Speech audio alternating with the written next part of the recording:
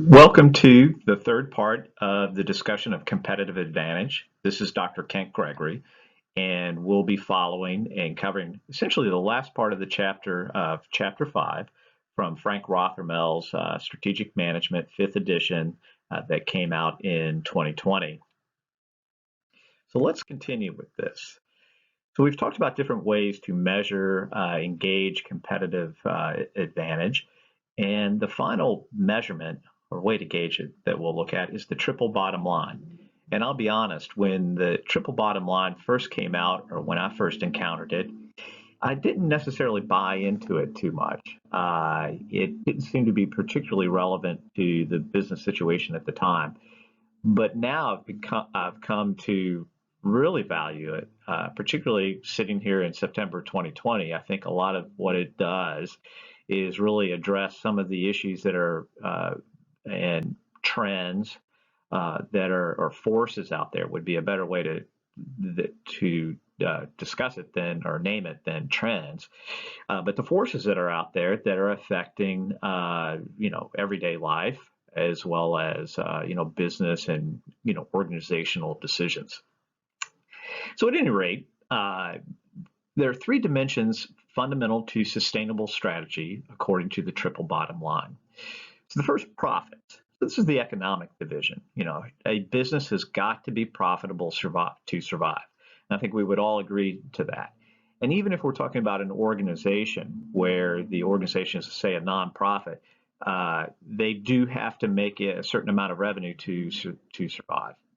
Then people. This is the social dimension. And this emphasizes the people aspect of a corporation, and this would include not only the employees, but also the various individual stakeholders that are out there. And then finally, the planet. This is the ecological dimension, and this emphasizes the relationship between business and the natural environment. And a company does not necessarily have to be a company that functions or directly with environmental concerns to have this come into play. And we could go on forever about the ecological dimension of a business's activities, but time does not allow, at any rate. So let's talk about business models. So what is a business model? Well, it details the competitive tactics and initiatives, explains how the firm intends to make money, and it stipulates how the firm conducts its business with respect to buyers, suppliers, and partners. And some of the popular business models, and we'll discuss these as we go on, are listed here below. So right there. Well, the first one is the Razor-Razorblade model. And in this, the initial product is often sold at a loss or given away for free. So this helps drive demand for complementary or replacement goods or parts. And that's where they make their money. So an example is Hewlett-Packard. They charge little for its laser printers, or little, relatively speaking, but it imposes fairly high prices for replacement toner cartridges. So that's really interesting. And actually, I have a HP printer, and they marry this model with a model that we'll talk about later called the subscription model. Obviously, the name of this model, the Razor-Razorblade model, came from the Gillette model, where the razor itself was fairly inexpensive, and when you first bought it, you got maybe like 2 or 3 razor blade replacements with it. But as those of y'all who know or who use those razors, to buy the replacement razors, it's really quite expensive. There's a subscription model. So this had traditionally been used for print magazines and newspapers, and users pay for access to a product or service.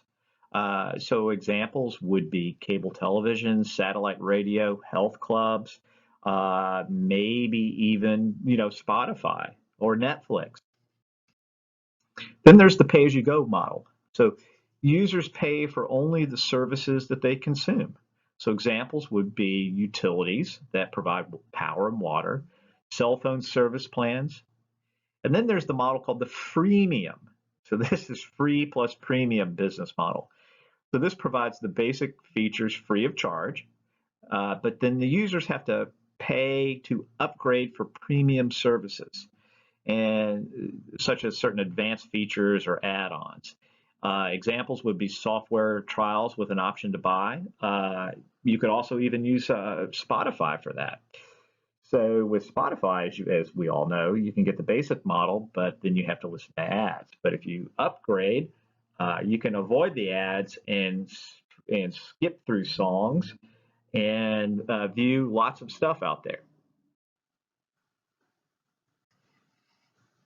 Okay, so the next model is the wholesale model. This is a traditional model in retail, products sold at a fixed price to retailers, and then the retailers mark up the prices to make a profit. So example, books are originally published from a publisher or purchased from a publisher, and then they're resold at, say, a 50% markup from a retailer. So there are some companies, interestingly, that have chosen to bypass this model and have decided to sell directly to the customer. So one of the examples of that I can think of is the Tekavas cowboy boot manufacturing, out of Texas, and while they do have some of their own retail stores, they sell typically online directly to the consumer, and they're able to make their boots that much more affordable. So that's the value add to the consumer. Then there's the agency model. So a producer relies on an agent or retailer to sell the product, and there's typically a predetermined percentage commission. And the producer may also at times control the retail price. Sometimes they don't. So when you think of insurance agencies, they don't control the retail price. That's set by the insurer, but the agent does receive a commission for selling it. A further example would be the entertainment industry. So agents place artists or artistic properties out there, and then they receive a commission for that. So you can think of agents for movie stars or agents for sports, sports stars, athletes. The bundling model. So this is where products or services for which demand is negatively correlated at a discount. So that's a mouthful right there. Better way to describe it is just to look at an example. So the Microsoft Office suite. So instead of selling Word and Excel separately, and even PowerPoint separately at maybe $100 each or whatever, Microsoft bundles them all at a discount. And say that discount price for the bundle is $180. So that makes it a little bit more or appear more affordable to the consumer. And then there are also efficiencies to Microsoft where they don't have to sell each separately. It's just like, hey, you buy Microsoft, you get the whole shebang. So business models evolve dynamically. And probably what we should say is they must evolve. So must. I'm sorry, that doesn't look like a very good M there, but must evolve dynamically. So business models can be combined. Business models can and should evolve, and then business models can be disrupted, either through competitors or through the evolution of the society, time, economy. And then businesses have got to be able to respond to the disruption and adapt. And let's think of the business models that we are seeing major disruption with now with the coronavirus. And how does the business or various businesses respond to that? And of course, where we see a lot of that is with restaurants now. And how have they been able to respond to the quarantining and the social distancing of the coronavirus? And then also legal conflicts can arise. So the business models have got to evolve with that. Well, anyway, thank you for your time, and I hope you enjoyed that, and I hope you learned a lot.